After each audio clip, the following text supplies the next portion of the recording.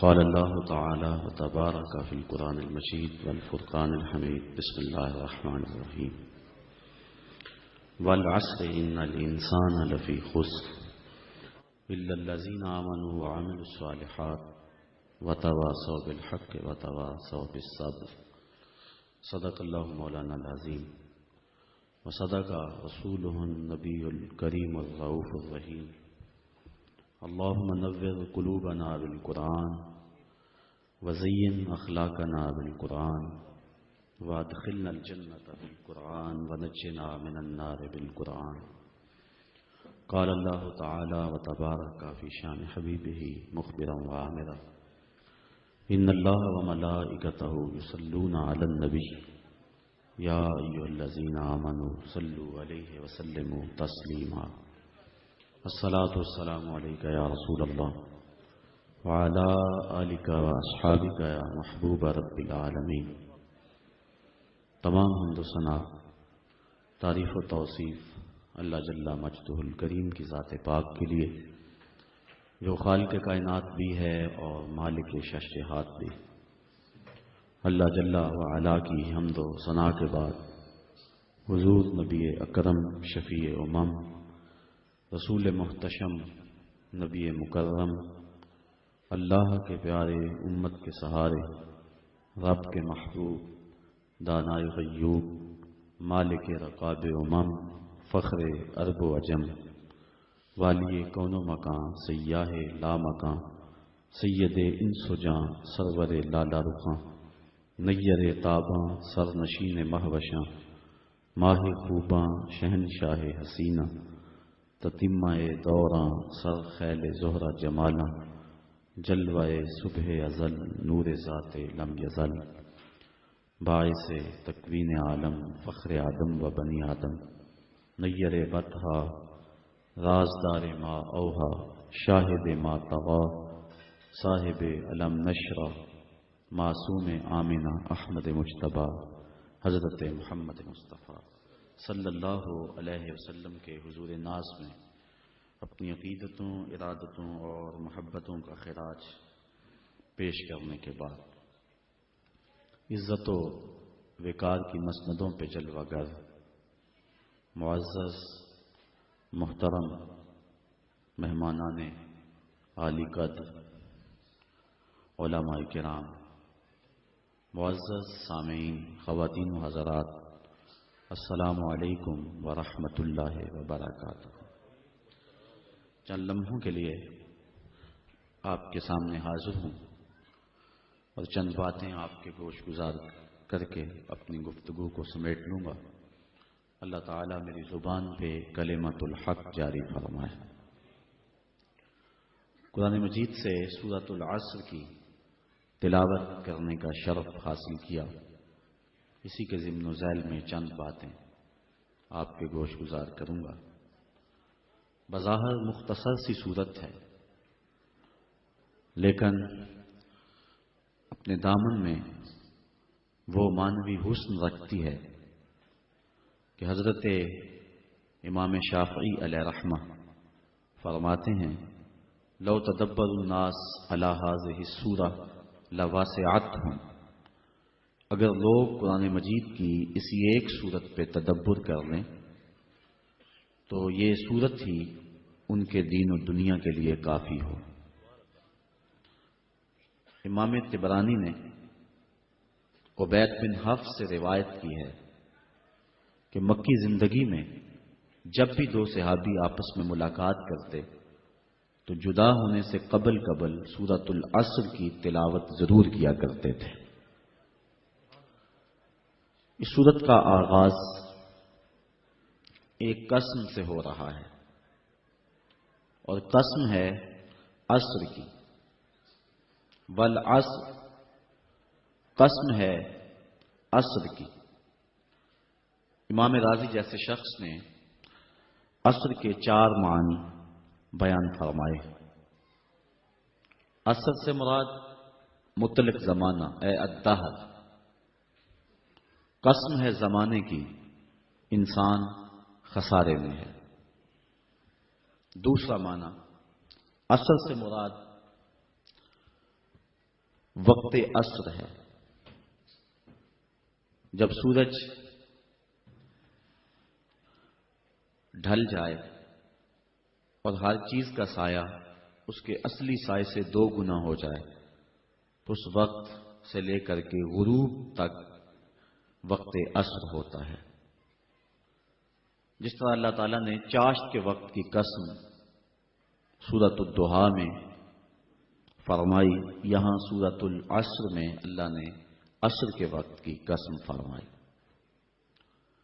تیسرا معنی، عصر سے مراد نماز عصر ہے۔ نماز عصر کی اہمیت کے پیش نظر نماز عصر کی قسم فرمائی گئی ہے۔ چوتھا معنی جس کو امام رازی نے بیان فرمایا، امام قرطبی بھی بیان فرماتے ہیں، اور میں اس پر ہی چند باتیں آپ کے گوش گزار کرنی ہے۔ عصر سے مراد وہ کہتے ہیں زمانہ خاص ہے، اور اس سے مراد زمانہ رسالت مآب صلی اللہ علیہ وآلہ وسلم ہے۔ فرمایا محبوب مجھے قسم تیرے زمانے کی، انسان خسارے میں ہے۔ اس کی دلیل امام رازی ارشاد کرتے ہوئے فرماتے ہیں کہ جس طرح سورۃ البلد میں اللہ تعالیٰ نے اپنے محبوب کے مکان کی قسم فرمائی، تو سورۃ العصر میں محبوب کے زمان کی قسم فرمائی۔ تو ارشاد فرمایا محبوب مجھے تیرے مکان کی بھی قسم، مجھے تیرے زمان کی بھی قسم۔ سورۃ البلد میں ارشاد فرمایا محبوب مجھے اس شہر کی قسم۔ یہ سورت بالاتفاق سورت مکی ہے، اس پر کوئی مفسرین کی دوسری رائے موجود نہیں ہے۔ تو پھر حاذا کا اشارہ قریب کے لیے ہے، تو اس شہر سے مراد شہر مکہ ہے۔ تو مکہ کی قسم کیوں فرمائی گئی؟ شہر مکہ عزتوں کا ظرف ہے، اس میں اللہ کا گھر کعبۃ اللہ ہے، مقام ابراہیم ہے، چاہے زمزم ہے، صفا اور مروہ اللہ کی نشانیاں ہیں۔ یہ وہ بابرکت شہر ہے جس کے چپے چپے پہ برکتیں پھیلی ہوئی۔ خیال اس سمت جاتا ہے کہ شاید اس شہر کی قسم اس لیے فرمائی گئی ہو کہ یہاں اللہ کا گھر کعبہ ہے، چاہے زمزم ہے، دیگر عزتوں کی جگہیں ہیں۔ لیکن اگر بات کو یوں ہی تشنا چھوڑ دیا جاتا تو شاید جو ہمارے دل میں ہے کوئی زبان پہ نہ لانے دیتا، اور اگر ہم زبان پہ لاتے تو عقیدتوں کا شاخسانہ قرار دیا جاتا۔ لیکن اللہ تعالیٰ نے آگے خود ہی وضاحت فرما دی کہ اے لوگوں میں شہر مکہ کی قسم کیوں فرما رہا ہوں۔ عزتوں کی جگہیں اپنی جگہ پہ، لیکن اس شہر کی قسم اس لیے فرما رہا ہوں وَأَنْتَ حِلٌّ بِهَذَا الْبَلَدِ، محبوب اس شہر کی گلیوں میں تو چلتا رہا ہے، اس شہر کی ہواؤں نے تیری سانسوں کو چوما ہوا ہے، اس لیے میں اس شہر کی قسم فرما رہا ہوں۔ علماء کے مابین اس میں اختلاف ہے کہ مکہ افضل ہے یا مدینہ افضل۔ بعض نے کہا مکہ افضل، دلائل دیے، بعض نے کہا مدینہ افضل، اس پہ دلائل دیے۔ لیکن ایک شخص کی بات مجھے بڑی پسند آئی۔ ایک محقق کہتا ہے کہ جب حضور مکے میں تھے تو مکہ افضل تھا، جب مدینے میں آ گئے تو مدینہ افضل ہو گیا۔ یہ سارا مجد و شرف حضور کے دم سے ہے، جہاں جہاں وہ گزرتے گئے شرف پھیلتا گیا۔ اور اگر میں نشور وحدی کا لہجہ ادھار لے لوں تو اس نے کہا تھا کہ چند لمحوں کے لیے ٹھہرے تھے تم جس پیڑ کے نیچے، سنا ہے آج تک اس پیڑ کا سایہ مہکتا ہے۔ اور ظہوری کا انداز سادہ ہے لیکن ہے 2 قدم آگے۔ وہ کہتا ہے مکے کی ہواؤں میں، طیبہ کی فضاؤں میں ہم نے تو جدھر دیکھا سرکار نظر آئے۔ یا رسول اللہ۔ تو جہاں جہاں سے وہ گزرتے گئے وہاں شرف پیدا ہوتا گیا۔ وہ کہتا ہے جب حضور مکے میں تھے تو مکہ افضل تھا، اور جب مدینے میں آ گئے تو مدینہ افضل ہو گیا۔ تو اللہ تعالیٰ نے اس آیت کریمہ کے اندر اپنے محبوب کے شہر مکہ کی قسم فرمائی، اور اس کی وجہ بھی ارشاد کی کہ محبوب مکے میں تم رہتے ہو، تمہارا گھر ہے، تمہارے بسیرے ہیں، اس لیے مجھے شہر کی قسم۔ تو امام راضی فرماتے ہیں جس طرح سورۃ البلد میں اللہ نے اپنے محبوب کے مکان کی قسم فرمائی، یہاں سورۃ العصر میں اللہ نے اپنے محبوب کے زمان کی قسم فرمائی۔ محبوب مجھے تیرے مکان کی بھی قسم، مجھے تیرے زمان کی بھی قسم۔ والعصر، اس سے مراد ہے محبوب کا زمانہ، قسم ہے محبوب کے زمانے کی، کیونکہ مجد و شرف محبوب کے زمانے میں ہے۔ بغداد میں ایک شخص روٹیاں بیچتا تھا، جو تازی روٹی وہ 1 روپے کی، جو باسی روٹی وہ 2 روپے کی۔ کسی نے اس کو روک کر کے پوچھا کہ کیا ماجرا ہے، باسی روٹی تو 8 آنے کی ہونی چاہیے اور تم اس کو 2 روپے کی بیچ رہے ہو؟ اس نے کہا کوئی لیتا ہے یا نہیں، میرا ریٹ یہی ہے۔ کہا بتا تو صحیح کہ باسی روٹی قیمتی زیادہ کیسے ہے؟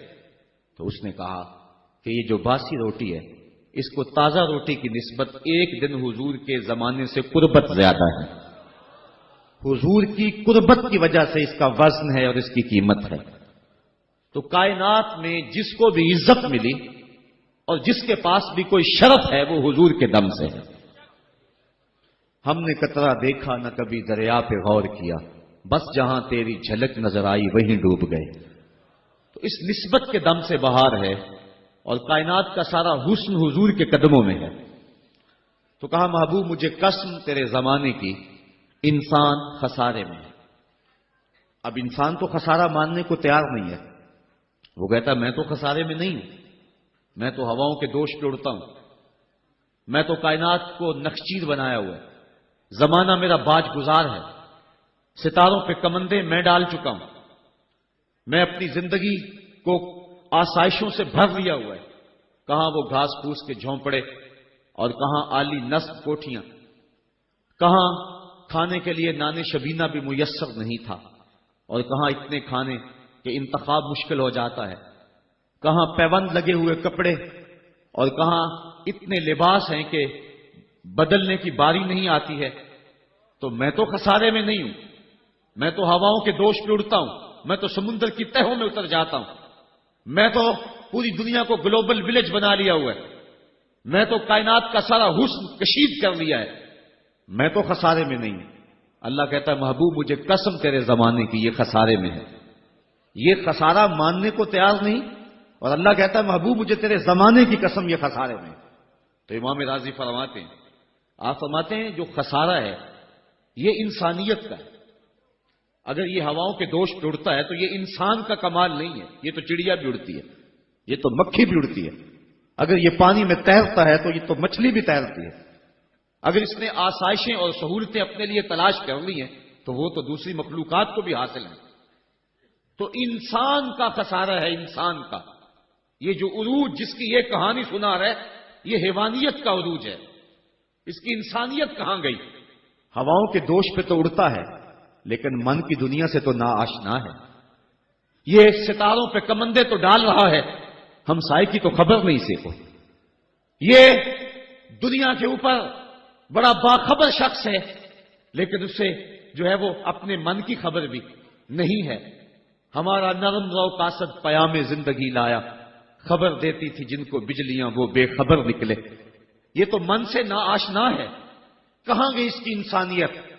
یہ ہواؤں میں اڑتا ہے، اگر چاند کی چھاتی پہ قدم رکھ چکا ہے وہاں سے خاک لا کے دکھاتا پھرتا ہے کہ یہ میں نے جو چاند سے خاک جو ہے وہ اکٹھی کی تھی اور یہ دیکھو میں تمہارے سامنے رکھ رہا ہوں۔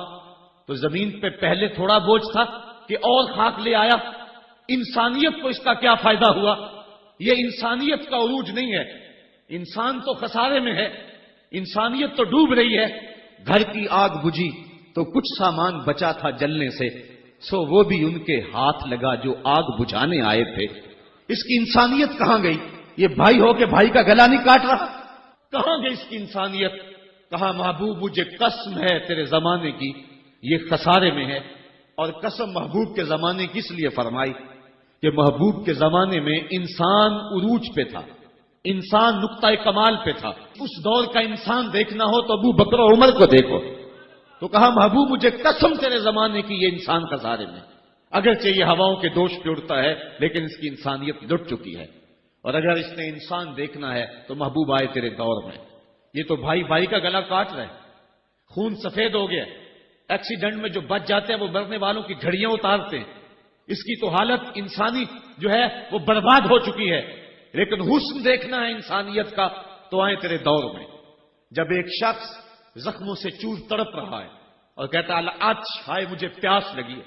ایک بندہ کہیں سے پانی کا پیالہ لیے اس کی پیاس بجھانے کے لیے آگے بڑھتا ہے اور اس کو پانی دیتا ہے اور وہ بھی ہونٹوں تک لے آتا ہے کہ دوسری طرف سے آواز آتی ہے اللہ آج. تو یہ پیالہ اسی وقت پیچھے کر دیتا ہے اور کہتا ہے میرے بھائی کو شاید زیادہ پیاس لگی ہے، پہلے اسے دے دو مجھے بعد میں دینا. اور یہ جب اس کے پاس جاتا ہے اور وہ پانی پینے لگتا ہے تو تیسری جگہ سے آواز آتی ہے. یہ اسے پانی دیتا ہے تو چوتھی جگہ سے آواز آتی ہے، حتیٰ کہ 7 اشخاص کے پاس پانی لے کے جاتا ہے اور ہر ایک آگے ترجیح دیتا ہے. اور جب وہ 7ویں شخص کے پاس پہنچتا ہے تو پہلے کے کرانے کی آواز بڑھ جاتی ہے. یہ کہتا ہے پیچھے بھاگ پہلے اسے پانی دے. اور جب یہ پلٹ کے آتا ہے تو اس کی روح پرواز کر جاتی ہے. پھر دوسرے کے پاس جاتا ہے تو اس کی روح پرواز کر جاتی ہے. پانی کا ایک پیالہ اور 7 آدمی زندگی اور موت کی کشمکش میں نزع کا عالم اور ایک دوسرے کو ترجیح دے رہے ہیں. کہا یہ تھا حسن انسانیت کا. محبوب جو تیرے زمانے میں تھا، مجھے قسم تیرے زمانے کی یہ انسان خسارے میں ہے. اگر خسارے سے بچنا ہے تو دامن محمد کا تھامنا ہو. الا الذین آمنوا کا بیان اس پہ گواہی دے رہا ہے. تو یہ انسان کا خسارہ ہے، انسانیت کا خسارہ ہے. شیخ زادہ نے بیضاوی کے حاشیے میں ایک اور خسارے کا پہلو بیان کیا حضرت علی المرتضی رضی اللہ تعالی عنہ سے. آپ فرماتے ہیں خسارہ یہ ہے، یہ انسان کی جو سانسیں ہیں، ہم لمحہ لمحہ سمجھتے ہیں کہ ہم بڑے ہو رہے ہیں لیکن ہم موت کے قریب ہو رہے ہیں. یہ سانسیں موت کی طرف بڑھنے والے قدم ہیں. تو یہ ہے انسان کا خسارہ جو اپنی سانسوں کے ذریعے کر رہا ہے. امام راضی لکھتے ہیں کہ ایک شخص پھٹے پہ رکھ کے برف بیچ رہا تھا اور ایک بزرگ کہتے ہیں کہ مجھے ان الانسان لفی خسر کا ترجمہ سمجھ میں نہیں آتا. جب اللہ کرم نوازی فرمانے لگے تو پھر ہدایت کے سامان اس کے لیے بنتے چلے جاتے ہیں. اور جب کسی کی بہتری کا اللہ ارادہ نہ کرے تو اسے قرآن سے بھی ہدایت نہیں ملتی ہے. تو وہ کہتے ہیں میں گیا بازار میں، سمرقند کا بازار تھا، وہاں ایک آدمی پھٹے پہ رکھ کے برف بیچ رہا تھا اور آواز کیا لگا رہا تھا، توجہ چاہوں گا. کہہ رہا تھا ارحموا من یذوب راس مالہ، اور میرے پہ رحم کرو، مجھ سے برف لے لو. اگر تم نے برف خریدنے میں دیر کر دی تو میں کمائی کیا کرنی ہے، جو میں نے پیسے لگائے ہیں وہ بھی میرے لٹ جائیں گے، میرا راس المال بھی برباد ہو جائے گا. کیونکہ برف ایسا سودا ہے کہ اگر گاہک وقت پہ نہ پہنچے تو نقصان ہو جاتا ہے.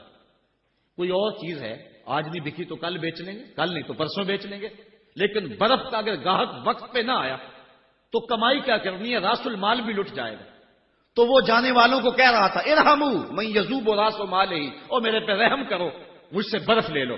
اگر تم نے دیر کر دی تو میرا اثاثہ بھی لٹ جائے گا، میرا راس المال بھی برباد ہو جائے گا.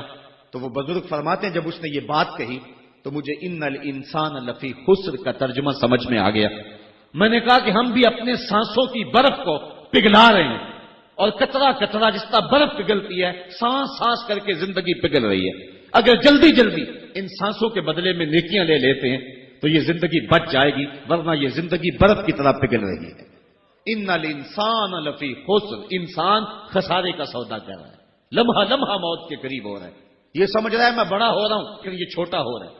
جب گنتی الٹی شروع ہو جائے تو کام جلدی زیرو پر آ جاتا ہے. کسی کی 60 سے، کسی کی 70 سے، کسی کی 100 سے گنتی الٹی شروع ہے، اور لمحہ لمحہ ہم موت کی طرف بڑھ رہے ہیں. یہ انسانیت کا خسارہ ہے. ایک مفسر ہوا تبا تبائی ہے تو ویسے ڈاماڈول، لیکن بات بڑی پتے کی لکھ گیا. وہ کہتا ہے خسارے کا ایک اور پہلو بھی ہے، اور اس پہ میں آپ کی تھوڑی سی توجہ بھی چاہوں گا. وہ کہتا ہے خسارہ یہ ہے کہ اللہ نے ایک شے کو ایک حسن دیا ہے تو دوسرے حسن سے اسے محروم رکھا ہے، تو وہ شے کہتی ہے کہ میں خسارے میں. اس کی مثال وہ کہتا ہے یہ پھول ہیں، ان میں خوشبو ہے لیکن روشنی نہیں ہے، اندھیرے میں آپ ان سے چراغاں نہیں کر سکتے. تو پھول کہیں گے ہم خسارے میں، ہمارے میں خوشبو تو ہے لیکن روشنی نہیں ہے. چاند میں روشنی ہے لیکن اس میں خوشبو نہیں ہے. تو چاند کہتا ہے میں خسارے میں، کہ میرے میں روشنی تو بڑی ہے، میرے دم سے کائنات میں اجالے تو پھیل جاتے لیکن خوشبو نہیں ہے. میں خسارے میں ہوں۔ ایک بچہ کہتا ہے میرے میں بچپنے کی معصومیت تو ہے لیکن جوانی کا بانکپن نہیں ہے، لہذا میں خسارے میں ہوں۔ ایک جوان کہتا ہے میرے میں جوانی کا حسن تو ہے لیکن بڑھاپے کا تجربہ نہیں ہے، لہذا میں خسارے میں ہوں۔ اور ایک بوڑھا کہتا ہے کہ میرے میں بڑھاپے کا تجربہ تو ہے لیکن اب بچپنے کی وہ معصومیت کہاں، وہ کاغذ کی کشتی، وہ بارش کا پانی۔ اور اقبال کہتا ہے، آپ کے شہر اقبال میں آیا ہوں، وہ کہتا ہے کہ جنبش زنجیر در سے لطف آتا تھا مجھے، وہ کنڈی بھی ہلتی تھی تو اس سے بھی لطف آ جاتا تھا، آج تو نغمے بھی نہیں نہ بہلاتے، لیکن اس بچپن میں کنڈی کے ہلنے سے بھی لطف آ جاتا تھا تو غم بھول جایا کرتے تھے۔ وہ کیا کسی نے کہا تھا کہ اپنے جل جانے کا بھی احساس نہیں تھا، جلتے ہوئے شعلوں کو چھیڑا کرتے تھے، اب تو ایک آنسو بھی رسوا کر جاتا ہے، بچپن میں جی بھر کے رویا کرتے تھے، اب تو وہ رونے کا حسن بھی نہیں نہ رہا۔ تو کہا کہ میرے پاس بڑھاپے کا تجربہ تو ہے لیکن بچپنے کی معصومیت نہیں ہے، لہذا میں خسارے میں ہوں۔ ایک شب زندہ دار کہتا ہے کہ میرے پاس سحری کے آنسو تو ہیں لیکن علم کا بانکپن نہیں ہے، اور ایک عالم کہتا ہے کہ میرے پاس علم کے کمال تو ہیں لیکن تہجد کے سجدے نہیں ہیں، لہذا میں خسارے میں ہوں۔ بلبل کہتی ہے میرے لہجے میں تو حسن ہے لیکن میرے بازوؤں میں طاقت نہیں ہے، لہذا میں خسارے میں ہوں۔ شیر کہتا میرے بازوؤں میں تو طاقت ہے لیکن میرے پر نہیں ہے کہ میں اڑ سکوں، لہذا میں خسارے میں ہوں۔ کوئل کہتی ہے میرے لہجے میں تو جادو ہے لیکن رنگ میرا کالا ہے، لہذا میں خسارے میں ہوں۔ مور کہتا میرے پروں میں تو حسن ہے لیکن میرے پاؤں بدصورت ہیں، لہذا میں خسارے میں ہوں۔ تو وہ کہتا ہے کہ کائنات کی ہر شے کسی نہ کسی طرح خسارے میں ہے، لیکن پھر کہتا ہے اگر تمہیں شوق ہو کہ ایک ذات ایسی بھی دیکھے جس میں خسارہ نہ ہو تو آؤ مدینے کی گلی میں آ جاؤ۔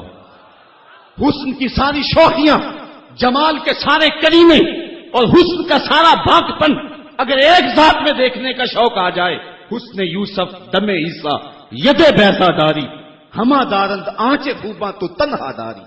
کائنات حسن جب پھیلی تو لامحدود تھی اور جب سمٹی تو تیرا نام بن کے رہ گیا۔ اگر یہ شوق ہو کہ کائنات کے سارے حسن ایک پیکر میں دیکھیں تو کہا اس کے لیے میں نے ایک محمد ہی بنا دیا۔ سارے حسن ایک پیکر میں آپ کو ملیں گے، سارے کمال اور سارے جمال اور سارے عروج اور ساری عزتیں اور سارے مراتب آپ کو ایک ذات میں جمع ملیں گے، اور محمد ہوتا ہی وہ ہے جو مجمع کمالات ہو۔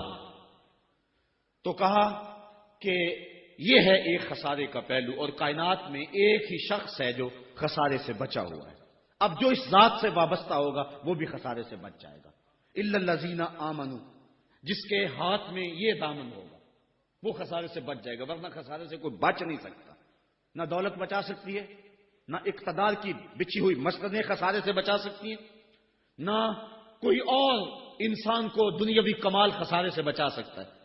اگر خسارے سے بچنا ہے تو ہاتھوں میں دامن مصطفیٰ لینا ہوگا۔ وہ کبھی آپ نے دیکھا ہوگا، اب تو وہ دور بدل گیا ہے، وہ چکی ہوتی تھی جس میں وہ گندم پیستے ہیں، مختلف چیزیں، تو اس کے دو پتھر ہوتے ہیں، ایک نیچے والا ساکن، اوپر والا متحرک، تو درمیان میں اس کے ایک کلی ہوتی ہے جس کے ارد گرد اس کو گھماتے ہیں، تو وہ جو دانے ہیں وہ درمیان خالی جگہ میں ڈالتے ہیں، اس کو گالا کہتے ہیں، اس میں ڈالتے ہیں اور پھر اس چکی کو گھماتے ہیں، تو جو دانے اس مرکز سے، اس کلی سے ہٹ جاتے ہیں وہ پس جاتے ہیں، اور جو اس کلی سے لگ کے رہتے ہیں وہ بچ جاتے ہیں۔ کہا محبوب مجھے قسم تیرے زمانے کی، انسان خسارے میں ہے، الا الذین آمنوا، بچے گا وہ جو تیرے دامن سے لپٹ جائے گا۔ اور یہ میں مفہوم ایمان کا جو آپ کے سامنے دامن مصطفیٰ سے تمسک اختیار کرنا، یہ میری جذباتیت کا کمال نہیں، حقیقت ہی یہ ہے۔ علامہ سعد الدین تفتازانی علیہ رحمہ شرح قائد میں لکھتے ہیں کہ ایمان ہے کیا؟ آپ فرماتے ہیں الایمان ہی تصدیق بما جاء بہ النبی صلی اللہ علیہ وسلم، حضور کے علاوہ ایمان ہو ہی نہیں سکتا ہے، یہ ممکن ہی نہیں ہے۔ اور یہ بات بھی ذہن میں بٹھا لیں کہ حضور سے ذہنی تعلق کا نام ایمان نہیں ہے، حضور سے قلبی تعلق کا نام ایمان ہے، اور یہ میرے مسلک کی پہچان ہے۔ صرف ذہنی تعلق کا نام ایمان نہیں ہے، قلبی تعلق کا نام ایمان ہے۔ اس کو مزید سہل کروں تو حضور کو نبی جاننے کا نام ایمان نہیں ہے، نبی ماننے کا نام ایمان ہے۔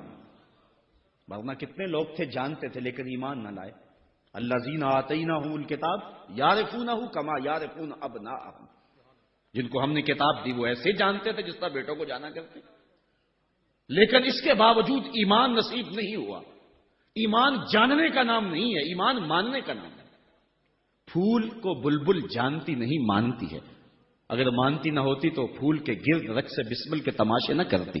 شمع کو جانتے سارے ہیں لیکن مانتا صرف پروانہ ہے۔ تو ایمان جاننے کا نام نہیں ہے، ایمان ماننے کا نام ہے۔ اور جہاں تک جاننا بمانہ ادراک ہے تو وہ تو آج تک میرے رسول کو کوئی جان ہی نہ سکا۔ سب سے زیادہ قربت تو حضرت سیدنا صدیق اکبر رضی اللہ تعالی عنہ کو حاصل تھی۔ ان کو بھی کہہ دیا یا ابا بکر لم یعرفنی حقیقتا غیر ربی، سفر و حضر میں میرے ساتھ رہے ہو، سن لو میری حقیقت کو میرے رب کے علاوہ کوئی بھی نہیں جانتا ہے۔ بلکہ ایک مقام پہ فرمایا لی مع اللہ وقت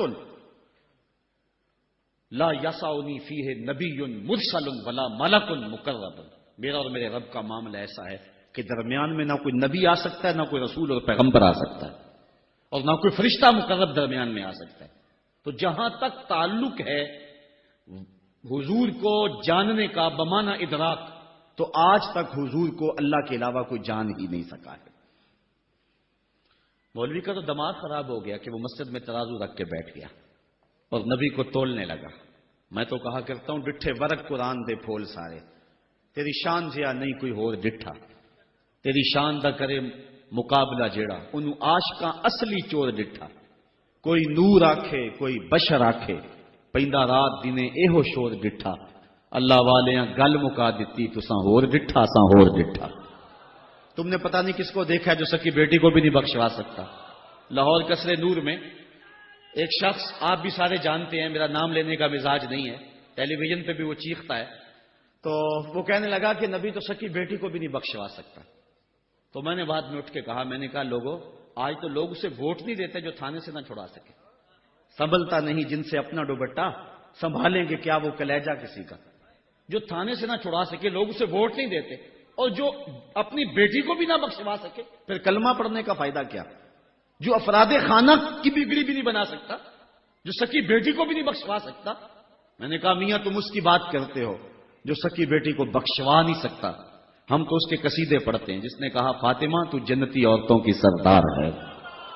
تم اس کی بات کرتے ہو جس کے چاہنے سے کچھ نہیں ہوتا، ہم تو اس کی بات کرتے ہیں جس کی انگلی اٹھے اور چاند کے ٹکڑے ہو جائیں، اور سڑیاں کھجوراں اگا جان دائے، اور پتھراں نو کلمے پڑھا جان دائے، قطرے کو سمندر ذرے کو ستارہ کرتے ہیں، کونین کو خم آ جاتا ہے جب زلف سنوارا کرتے ہیں۔ ہم تو اس نبی کو ماننے اور جاننے والے ہیں۔ می وریا کستوریاں دا جدو یار نچوڑیاں زلفاں، می وریا کستوریاں دا جدو یار نچوڑیاں زلفاں، تے قبلہ اودے بنیا سائم جدے یار نے موڑیاں زلفاں۔ وہ تو رخ پھیر دے تو خدا قبلے نہیں بدل دیتا۔ لوگ کہتے ہیں چاہنے سے کچھ نہیں ہوتا، میں کہتا ہوں ساری دنیا ہی مصطفیٰ کی چاہت پہ ہے۔ قبیلہ بنو سلیم کی مسجد ہے، 4 رکعتی نماز ہے، 2 رکعت پڑھی جا چکی ہیں، 2 رکعت ابھی باقی ہیں۔ خاطر آخر میں بات آئی کہیں قبلہ بدل جائے تو کیا خوب، تو فوراً جبریل آ گئے، کہا محبوب پھر دیر کاہے کی ہے، ابھی رخ پھیر لو۔ اب جن لوگوں نے مسجد قبلہ تین دیکھی ہے کہ پہلا قبلہ بالکل شمال میں اور موجودہ قبلہ بالکل جنوب میں، اور صحابہ تو ذہنی طور پہ اس کے لیے تیار ہی نہیں ہے، تو بتا دیا جاتا کہ اگلی نماز ہم ادھر پڑھیں گے۔ یہ نماز کا وقت بدلنا ہو نا تو 1 دن پہلے بتانا پڑتا ہے، کل سے نماز ظہر 2:15 بجے پڑھیں گے۔ اگر اسی دن ایسا کر لیں تو لوگ کہیں گے کہ یہ امام تو سلیقہ ہی نہیں رکھتا ہے، ہم تو آئیں 2 بجے کے حساب سے اور اب 2:15 تک بیٹھے رہیں۔ تو نماز کا وقت بدلنا ہو تو 1 دن پہلے بتانا ہوتا ہے، اور یہاں تو قبلہ بدلنا تھا، ایک نماز ہی پہلے بتا دیا جاتا، لیکن کہا محبوب ابھی رخ پھیر لو۔ یا اللہ تیری نماز تو پوری ہو لے، کہا میری نماز بعد میں پوری ہوگی، پہلے تیری مرضی پوری ہوگی، پہلے تیری مرضی پوری ہوگی۔ می وریا کستوریاں دا یدو یار نچوڑیاں زلفاں، قبلہ اودے بنیا سائم جدے یار نے موڑیاں زلفاں۔ وہ تو رخ بدل دے خدا قبلے بدل دیتا. ہم اس نبی کی بات کرتے ہیں. تو بات کر رہا تھا کہ ایمان جاننے کا نام نہیں ہے، ایمان ماننے کا نام ہے. یہ تصدیق بما جاء بہ النبی صلی اللہ علیہ وآلہ وسلم. ایمان کے بعد اب یہ بات بھی ذہن نشین کریں کہ اس دنیا پہ سب سے بڑی دولت مجھے اور آپ کو جو عطا کی گئی ہے وہ دولت ایمان ہے. سب سے بڑی دولت. اگر ایمان نہیں سب کچھ مل گیا، کچھ بھی نہیں ہے. اور اگر کوئی چیز پاس نہیں ہے لیکن ایمان کی دولت موجود ہے تو یہ سب سے بڑا حسن اور سب سے بڑی بہار. اقبال کہتا ہے کہ اقبال یہ کس کے عشق کا فیض عام ہے، رومی فنا ہوا حبشی کو دوام ہے. یہ وہ دولت تھی جس کے دم سے اجالے ہوئے دنیا پر سب سے بڑی دولت جو حضرت انسان کو دی گئی ہے وہ دولت ایمان ہے. اور قیامت کے دن سب سے بڑی دولت جو حضرت انسان کو دی جائے گی وہ دیدار الہی ہوگا. تو یہ سب سے بڑی دولت، اور یہ محض اللہ کی کرم نوازی سے نصیب ہوتی ہے.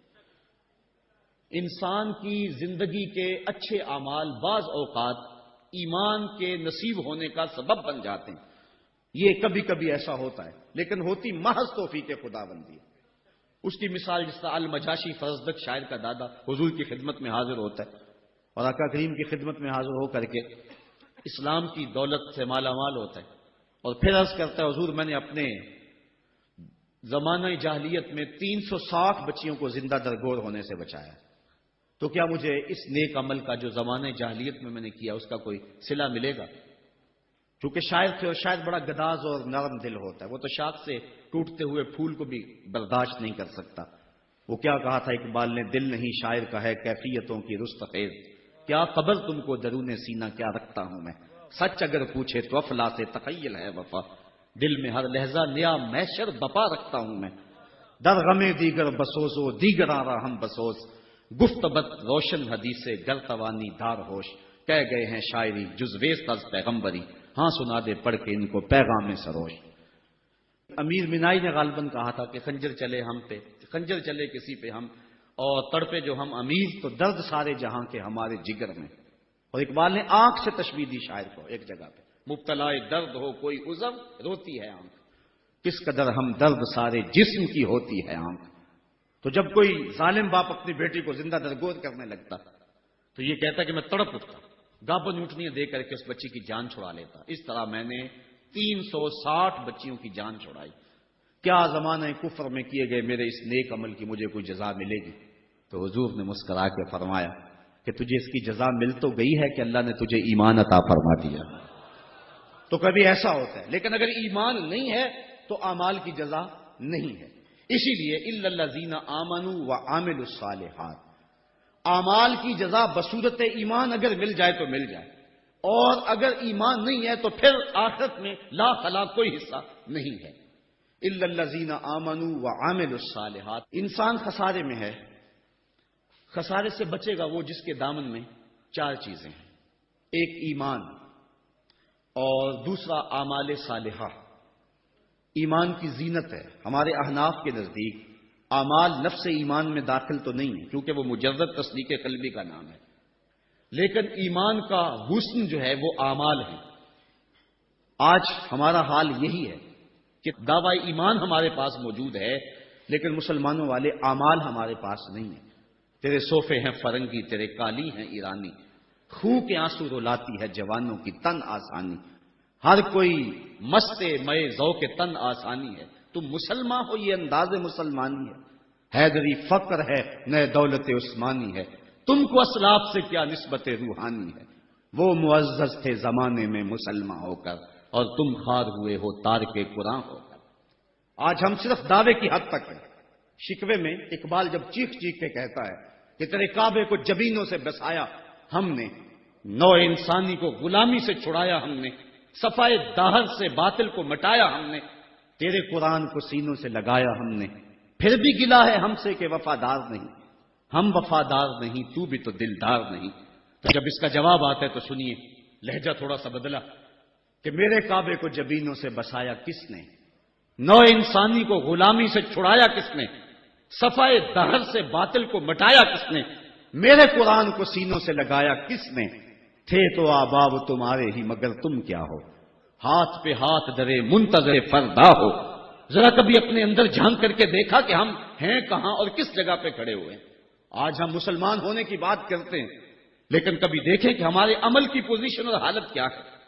آج ہم کس جگہ پہ کھڑے ہوئے ہیں. لالو لکشمن پرساد نے ایک کتاب لکھی عرب کا چاند، اور یہ ایک ہندو رائٹر ہے، اور اس میں اس نے حضور کی سیرت اتنے خوبصورت اور دل فریب پیرائے میں بیان کی کہ گویا سطروں کے اندر چراغ ہی رکھ دیے ہیں. تو کسی نے سوامی لکشمن پرساد سے پوچھا کہ تو نے مسلمانوں کے نبی پر اتنی خوبصورت سیرت کی کتاب لکھی ہے، تو حضور کا غلام کیوں نہیں بن جاتا؟ تو جو اس نے جواب دیا، اگر ہم اس پہ تھوڑا سا تفکر کریں تو وہ ہماری آنکھیں کھول دینے کے لیے کافی ہے. لیکن اگر ہم اس پہ غور نہ کریں تو وہ ایک گاڑی ہمارے روڈ پہ چلتی ہے، اس کے پیچھے لکھا ہوا ہے عقل نہ ہو تو موجہ ہی موجہ. بات یہ ہے، بات سوچنے والوں کے لیے ہوتی ہے. تو سوامی نے جواب دیا تھا کہ جب میں نے حضور کی سیرت لکھنے کے لیے امہات کتب سیر کو پڑھا تو یہ جذبہ میرے سینے میں بھی گڑائیاں لینے لگا کہ میں اس نبی کا غلام کیوں نہیں بن جاتا. لیکن جب میں مسلمانوں کے کردار کو دیکھتا ہوں تو میں کہتا ہوں میں ہندو ہی ٹھیک ہوں. ہمارا کردار لوگوں کے ایمان کے راستے میں رکاوٹ بنا ہوا. اور ایک زمانہ تھا کہ ہماری میتیں بھی ایمان دیا کرتی تھی. امام محمد کا جب جنازہ اٹھا تو پورا بصرہ امڑ آیا. یہودی عیسائی کہنے لگے مسلمانوں کا امام جا رہا ہے اور اس کا آخری دیدار ہے، چلو تم بھی آخری دیدار میں شامل ہو جاؤ، جنازے میں شامل ہو جاؤ. لوگ ذوق و شوق کی فراوانی میں آگے بڑھ بڑھ کے جنازے کی چارپائی کو کندھا دے رہے تھے. تو اگر کسی عیسائی اور کسی یہودی کا جی چاہا کہ میں بھی مسلمانوں کے امام کے جنازے کی چارپائی کو کندھا دوں، تو ہمیں تاریخ بتاتی ہے پھر جس کا کندھا امام محمد کے جنازے کی چارپائی کو چھوا اس کے لبوں پہ کلمہ جاری ہو گیا. ہمارے بزرگوں کی تو لاشیں بھی کلمہ دیا کرتی تھیں، اور آج ہماری زندہ لاشیں لوگوں کے ایمان کے راستے کے اندر رکاوٹ بنی ہوئی. ہم کبھی غور کریں، رو رہی ہے آج ایک ٹوٹی ہوئی مینا سے، کل تلک گردش میں جس ساکی کے پیمانے رہے. خیر تو ساکی سہی لیکن پلائے گا کسے، اب نہ میں کش رہے باقی نہ میں خانے رہے. رو رہے ہیں آج وہ دشت جنو پرور جہاں رقص میں لیلا رہی، لیلا کے دیوانے رہے. وائے ناکامی متائے کارواں جاتا رہا، کارواں کے دل سے احساس زیاں جاتا رہا. جن انگاروں پہ اس وقت میں اور امت مسلمہ اور آپ کھڑے ہیں، کون اس سے بے خبر نہیں ہے؟ کابل میں کون لٹ رہا ہے؟ کندھار میں کس کی گردنیں کاٹی جا رہی ہیں؟ اور شبرغان کے اندر کس کے بالوں کو نوچ کر کے زخموں میں تیزاب چھڑکا جا رہا ہے؟ غزہ کی پٹی میں کس کے بچے ذبح کیے جا رہے ہیں؟ موصل میں احمد کس محمد بن قاسم کو پکار رہی ہے؟ کندھار میں، کابل میں، دشت لیلا میں، تورا بورا میں، کشورا میں اور دریائے آمو کے دونوں کناروں پر جو قیامت بپا ہے، کبھی ہم نے احساس کیا 1 ارب 40 کروڑ انسان اس وقت خانمہ برباد ہیں. 56 اسلامی ریاستیں آج بے بس نظر آتی ہیں اور بے حسی کی ایسی چادر اوپر تنی ہوئی ہے کہ کسی کو احساس ہی نہیں ہو رہا، اور متاع کارواں بھی لٹا چلا جا رہا ہے. ہم تو صرف 313 تھے اور دنیا کو ناکو چنے چبوا کے رکھ دیے. تاریخ اس واقعہ کو کبھی نہیں بھول سکتی جب ابو جہل نے اپنا سفیر بھیجا اور اپنا جاسوس بھیجا عمیر کہ جا مسلمانوں کو دیکھ کر کے آ کتنے. تو واپس آ کے اس نے جو خبر دی وہ بڑی حوصلہ افزا تھی، اس کے لیے حوصلہ افزا تھی. اس نے صنادید قریش کو اکٹھا کر کے کہا کہ یہ عمیر کی رپورٹ سنو. یہ کہتا صرف 3 اونٹ کھا سکیں گے، یعنی 300 سے اوپر نیچے. ان کے پاس اسلحے بھی پورے نہیں ہیں. تو میری مشاورت یہ ہے، صبح لڑائی کی نوبت نہیں آئے گی. رسیاں اکٹھی کرو، صبح انہیں پکڑیں گے، اونٹوں کی پشتوں پہ جکڑیں گے اور جا کے حرم کعبہ کی دیواروں کے ساتھ باندھ دیں گے. جو بعد میں دور دور سے لوگ آیا کریں گے ان کو ان کا تماشا دکھایا کریں گے. یہ نئے لوگ تھے جنہوں نے ایک نئے دین کی داغ بیل ڈالی تھی. جب یہ ساری باتیں وہ کر چکا تو عمیر نے جو بات کہی تاریخ نے اس کو محفوظ کیا. عمیر کہنے لگا تم کہتے ہو رسیاں اکٹھی کرو، میں اس قوم کو دیکھ کے آیا ہوں. اگر میری بات مانتے ہو تو رات کی تاریکی میں بھاگ سکتے ہو تو بھاگ جاؤ. واللہ میں نے ایسے لوگ دیکھے ہیں. اس کے لفظ ہیں ولیکن رأیت یا معشر قریش البلایا تحمل المنایا. اے قریش کے سرداروں اتنا بھی تکبر میں نہ ہو. میں ان آنکھوں سے دیکھ کر کے آیا ہوں کہ یثرب کی اونٹنیاں اپنی پشتوں پہ نری موتیں اٹھا کے لے آئی ہیں اور وہ زخمی سانپوں کی طرح پیچ و تاب کھا رہے ہیں، اور کل ان میں سے کوئی مرے گا نہیں جب تک تم میں سے ایک ایک کو لڑ نہیں جاتا. تو اگر تمہارے اتنے لوگ مارے جائیں تو افسوس ہے تمہارے جینے پہ. تم کہتے ہو رسیاں اکٹھی کرو، میرا مشورہ ہے رات کی تاریکی میں بھاگ سکتے ہو تو بھاگ جاؤ. پھر اگلے دن عزیمت کی جو داستان مسلمانوں نے رقم کی، اس دن کو میرے رب نے بھی یوم فرقان کہہ کے پکارا. آج اگر ہم دیکھیں اپنے آپ کو، ہم کس جگہ پہ کھڑے ہیں؟ 1 ارب 40 کروڑ انسان اور یہ ہجوم اور 56 اسلامی ریاستیں، اور آج ہمارے اوپر جو حال ہے، آج ہے رسوا زمانے میں کلاہ لالا رنگ. جو سراپا نازتے ہیں آج مجبور نیاز. آج ہم جس جگہ پہ کھڑے ہوئے کون نہیں جانتا ہے. ہر سمجھ دکھ ہی دکھ پھیلا ہوا ہے. ہمیں بڑی سنجیدگی سے سوچنے کی ضرورت ہے اور اپنے عمل کے محاسبے کی ضرورت ہے. یہ پچھلے دن گجرانوالہ میں بھی سڑکوں پہ لوگ نکل آئے تو میں بھی لوگوں میں شامل تھا. اور کون شخص ہے کہ جس کو امریکہ کے ساتھ ہمدردی ہوگی اور بش کے لیے دل میں کوئی نرم گوشہ ہوگا؟ وہ بدبخت شخص جس کی آستین کے ایک تار سے مسلمانوں کا لہو ٹپکتا ہے. تو میں نے لوگوں کو جو جوش و غضب میں نعرے لگا رہے تھے، ایک بات میں نے کہی تھی. میں نے کہا تھا آج تم امریکہ سے ٹکرانے کی بات تو کر رہے ہو، لیکن کبھی اپنے آپ کو جھانک کر کے دیکھا؟ تمہاری مسجدوں کی لیٹرینوں کے جو لوٹے ہیں وہ بھی تو زنجیروں سے بندھے ہوئے ہیں. یہ تمہاری اخلاقی گراوٹ کی کہانی ہے. اگر باہر کوئی واٹر کولر نصب کر دیتا ہے تو اس کے اوپر جو گلاس رکھتا ہے وہ بھی زنجیروں سے باندھ کر کے رکھنے پڑتے ہیں. یہ ہے ہماری حالت. اور ٹکر لیتے ہم امریکہ سے. ہم کبھی اپنے پاؤں کو بھی تو دیکھیں، اپنی صورت کو بھی تو دیکھیں، اپنے کردار کو بھی تو دیکھیں کہ ہم کس جگہ پہ کھڑے ہوئے ہیں. ایک اچھا مسلمان تو بننے کی بڑی دور کی بات ہے. ہم ابھی تک تو ایک قوم نہیں بن سکے ہیں. ہم نے غور کرنا ہے. الا الذین آمنوا وعملوا الصالحات. اسلام ہم سے عمل مانگتا ہے. صرف زبانی دعووں سے کچھ نہیں ہوگا. عمل سے ہم نے اس دعوے پہ دلیل فراہم کرنی ہے. وتواصوا بالحق وتواصوا بالصبر. حق اور صبر کی وصیت. بات لمبی ہو رہی ہے اس لیے میں اپنی بات کو مختصر کرتا ہوں. یہ وصیت کا جو تکرار ہے اس میں بھی مفسرین فرماتے ایک حسن ہے تاکہ مومن کبھی بھی وصیت کے عمل کو کبھی نہ چھوڑے. امام قرطبی نے حق پر جو ہیں وہ 3 قول بیان فرمائے ہیں. ایک قول یہ ہے کہ حق سے مراد قرآن ہے، اور میں اس پہ 2 باتیں آپ کے پیش کر کے اجازت چاہوں گا. اس دور میں بلکہ ہر دور میں قرآن کے دامن کو تھامنا ہی جو ہے وہ نجات کی ضمانت ہے.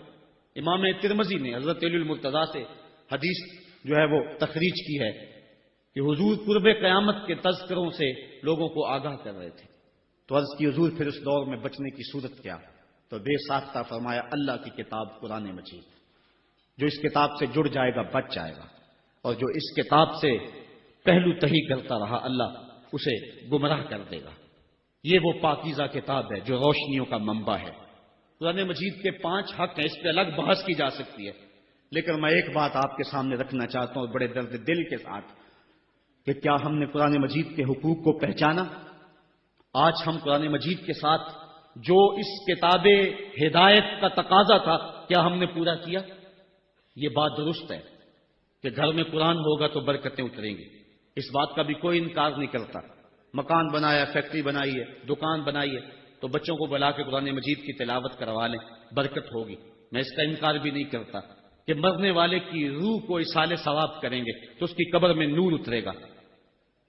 یہ بات بھی درست ہے کہ قرآن کے نور کے مقابلے میں کوئی ناری مخلوق نہیں ٹھہر سکتی. اس کے الفاظ کا دم کریں تو شفا نصیب ہوگی. لیکن مجھے بتاؤ کیا قرآن مجید کے نزول کا مقصد یہ تھا؟ آپ کے شہر اقبال میں ہوں، اور اقبال سے پوچھ لیتے ہیں. بڑی خوبصورت بات کر گیا. بندے صوفی و ملا اسیری حیات از حکمت قرآن گیری بایاتش ترا کار جزی نیز کیا یاسین او آساں بمیری. وہ کہتا تو جاہل صوفی اور کاہل ملا کے ایسے پھندے میں پھنسا کہ تو نے قرآن سے زندگی تلاش نہیں کی. قرآن کی آیتوں سے تجھے صرف اتنا ہی کام رہ گیا کہ جب تیرے بوڑھے کی روح اٹک گئی تو سورہ یاسین لے کے بیٹھ گیا تاکہ اس کی روح آسانی سے نکلے.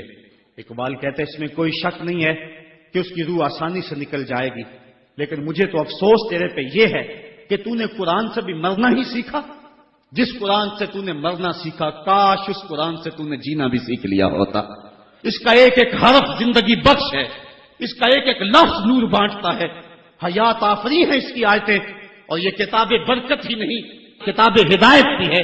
یہ کتاب رحمت لوگوں کو زندگیاں دیتی ہے، حیات بخش ہے یہ کتاب، اس سے وابستگی اختیار کرنے والا زندگی کا حسن پا جاتا ہے۔ لیکن تو نے اس قرآن سے بھی مرنا ہی سیکھا، اور تو نے اس کو بس اسی مقصد کے لیے قرآن کو پڑھا۔ کاش اس قرآن سے تو نے جینا بھی سیکھ لیا ہوتا اور زندگی کا حسن اس سے کشید کر لیا ہوتا۔ وَتَوَاصَوْا بِالْحَقِّ، حق سے مراد جو ہے وہ قرآن ہے۔ وَتَوَاصَوْا بِالصَّبْرِ، اور صبر سے مراد ایک تو دکھوں پہ صبر ہے، شدائد پہ صبر ہے۔ اور امام قرطبی اور امام رازی اور دیگر ائمہ تفسیر لکھتے ہیں اس سے مراد عبادت پر تسلسل یہ بھی مراد ہے، صبر سے مراد استقامت علی الدین بھی مراد ہے، اور صبر سے مراد جو ہے وہ مشکل حالات میں دین کے دامن کو تھامے رکھنا یہ بھی مراد ہے۔ آج میری اور آپ کی حالت یہ ہے کہ آج ایک فیشن کے طور پہ یہ بات کہی جاتی ہے کہ دین پہ چلنا بڑا مشکل ہے۔ میں پوچھتا ہوں دین پہ آج چلنا مشکل ہے یا جب بلال حبشی چلے تھے تو اس وقت چلنا مشکل تھا؟ آج تو ہم مسجد میں آئے تو قالین بچھے ہوئے تھے، گرم پانی دستیاب تھا، ہیٹر چل رہے تھے، اور ہم کہتے دین پہ چلنا بڑا مشکل ہے۔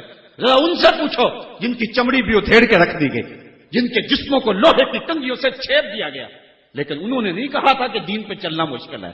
حضرت بلال حبشی کو جو ہے وہ سنگریزوں پہ کھینچا جاتا ہے اور وہ کنکر ان کے جسم میں کھپ جاتے ہیں اور کھینچ کر کے پھر نکالا جاتا ہے، کبھی تپتے ہوئے کوئلوں پہ ان کو رکھا جاتا ہے۔ امیہ بن خلف چنگارتا ہے بلال رک جاؤ، چمڑا ادھیڑ دیں گے، لیکن بلال مسکرا کے کہتا ہے تو تر شروع ہو کے گالی ہزار دے، یہ وہ نشہ ہی نہیں جسے ترشی اتار دے۔ اور بدنامی سے بڑھتا ہے محبت کا جنون، نشہ اتنا ہی تیز ہوتا ہے جتنی ہوا لگتی ہے، تو جو کرنا ہے کر۔ بلکہ بلال حبشی کو تپتی ہوئی ریت پہ لٹایا اور سینے پہ رکھا پتھر، اور بلال مسکرا رہے، اور کوئی شخص پاس سے گزرا، کہا بلال مسکرا رہے ہو اور یہ تمہارے اوپر اتنا ظلم اور جبر کر رہے ہیں؟ تو بلال حبشی نے جو جواب دیا، کہا تم بازار میں جاتے ہو نا مٹی کا برتن خریدنے، تو اس کو بھی ٹھونک بجا کے دیکھتے ہو کہ اس کی آواز تو ٹھیک ہے، کہیں کچا تو نہیں ہے۔ کہا تم تو برتن بھی خریدتے ہو تو ٹھونک بجا کے دیکھتے ہو، میرا رب بلال کی خریداری کر رہا ہے، وہ ٹھونک بجا کے دیکھ رہا ہے کہ کہیں بلال کچا تو نہیں ہے۔ میں کہتا ہوں مالا خرید لے بلال کو، خرید لے بلال کو، یہ کچا نہیں ہے، تیری راہ میں جان بھی مارنی پڑی تو قربان کر دے گا۔ آج شور ہم نے ڈالا ہوا ہے، بڑا مشکل ہے دین کے اوپر چلنا۔ ذرا اس کی کہانی بھی پڑھو، ذرا اس کی زندگی بھی دیکھو کہ جس کی دونوں ٹانگوں کو دونوں اونٹوں کے ساتھ باندھ دیا گیا اور کہا پھر جا اپنے نظریے سے، ورنہ ابھی جب اونٹوں کو ہانکیں گے تیرا جسم چڑھ جائے گا اور دو حصوں میں تقسیم ہو جائے گا۔ اس نے کہا کر لو جو کرنا ہے۔ اور جب اونٹوں کو ہانکا لگایا گیا، ہمیں تاریخ بتاتی ہے کہ جب اس کا جسم چڑھنے لگا اور سرخ سرخ قطرے گرنے لگے تو ہماری عقل تو یہی کہتی ہے کہ اس نے چیخوں سے آسمان کو سر پہ اٹھا لیا ہوگا، لیکن ہمیں تاریخ نے بتایا جب تک زباں بولتی رہی اس کے لبوں پہ یہی تھا، فزت برب الکعبہ، فزت برب الکعبہ، کعبے کے رب کی قسم میں زندگی کی بازی جیت گیا ہوں۔ آج شور ہم کر رہے ہیں، یار ہم سے تو وہ عورت اچھی، ابھی دور کی بات نہیں ہے، اقبال نے نظم کیا وہ ایران کی طاہرہ نامی عورت،